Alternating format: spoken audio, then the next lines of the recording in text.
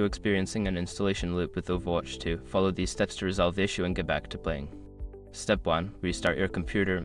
Shut down your computer completely and then turn it back on. This can clear temporary files and processes that may be causing the installation loop. Step 2. Check internet connection. Ensure that your internet connection is stable.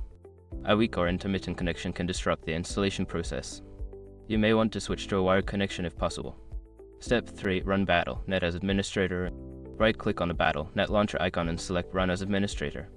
This can give the application the necessary permissions to install the game properly. Step 4. Clear Battle Net Cache. Navigate to the Battle Net directory on your computer. Locate the cache folder and delete its contents. This can help resolve issues related to corrupted files that might be causing the loop. Step 5. Reinstall Battle Net Launcher. If the previous steps do not work, uninstall the Battle Net Launcher and then download the latest version from the official website. Reinstalling can fix any underlying issues with the launcher itself. After following these steps, you should be able to resolve the installation loop and enjoy Overwatch 2. If problems persist, consider reaching out to Blizzard support for further assistance.